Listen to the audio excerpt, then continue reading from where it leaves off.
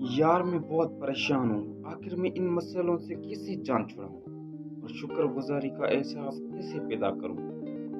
अस्सलाम वालेकुम दोस्तों, आज हम इस वीडियो में शुक्रगुजारी के बारे में बात करेंगे। तो सबसे पहले मौलाना जलालुद्दीन रूमी रहमतुल्लाह अलैह का एक लिखा हुआ वाक़या बयान करते हैं। हेरात की नवाब हमादुल मुल्क बड़ी खूबियों का मालिक आदमी, उसकी खुश इखलाकी और सखावत की वजह से रिया, मुसाफिर, ताजिर और मजदूर गर्ज तमाम लोग खुश थे। वो बादशाह वक्त का वफादार था, इसलिए बादशाह का भी उस पर बड़ा एतबार था। हमादुल मुल्क के 500 वफादार गुलाम थे, जिनको वो बेटों की तरह आराम व राहत से रखता था। उनके गर्दनों में सुनहरे हार और सरों पर मोतियों से जुड़े ताज थे। कीमती रेशमी लिबास उनके शान दुबाला किए हुए थे।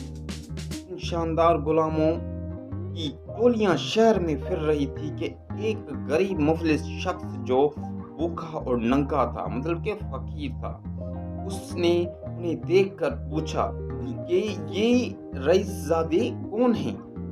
जवाब मिला, ये हेरात के नवाब के नौकर चाकर हैं। वो ये सुनकर हैरान रह गए। आसमान की तरफ मुंह करके कहने लगा, ऐ खुदा, इस बेबस दुबले पतले बंदे को देख, जिसके सर्दी के मारे दांत बज रहे हैं और भूख से बुरा हाल है।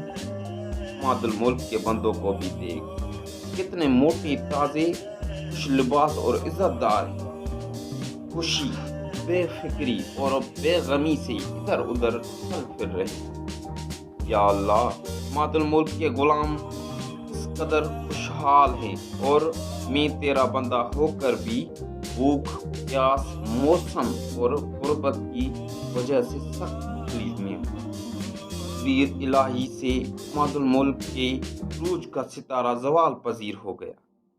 बादशाह ने उसे कैद कर लिया और उसके माल, दौलत और जायदाद को जब्त कर लिया।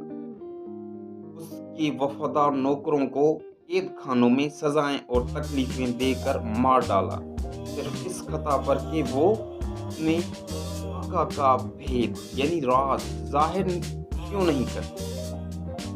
दर्द और गिरब तकलीफ से तड़प तड़प कर उन्होंने अपनी जानें दे दी, मगर किसी एक ने भी अपने मेहरबान और प्यारे आका के खजानों का राज न बताया।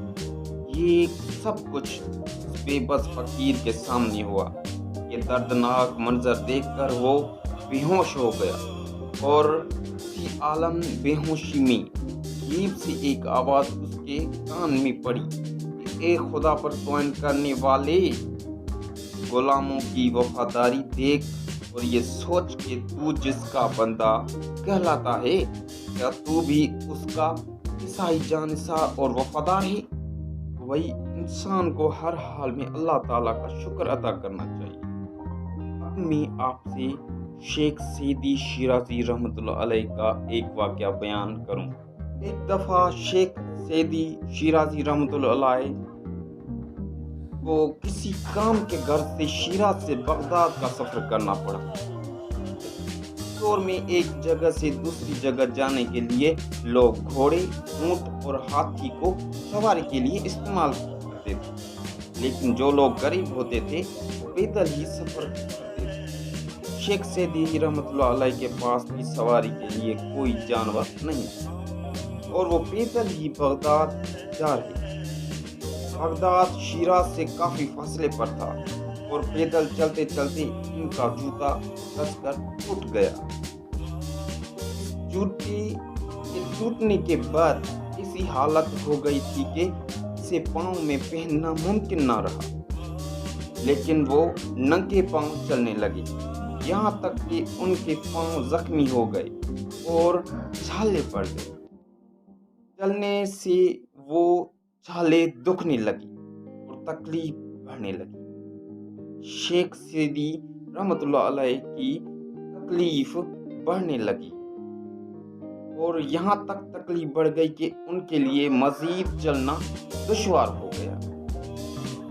ایک جگہ پر بیٹھ گئے اور اللہ تعالیٰ سے گلا شکوہ کرنے لگے کہ اے اللہ، اگر تو نے مجھے رقم دی ہوتی مجھے پیدل سفر کرنا نہ پڑتا، نہ جوتے ٹوٹتے اور نہ ہی میرے پاؤں زخمی ہوتے۔ ابھی شیخ سعدی رحمۃ اللہ علیہ بیٹھے یہی سوچ رہے تھے کہ انہیں ایک معذور شخص دکھائی دیا جس کے پاؤں ہی نہیں اور وہ دھڑ کی مدد سے زمین پر خود کو گھسیٹ کر چل رہا۔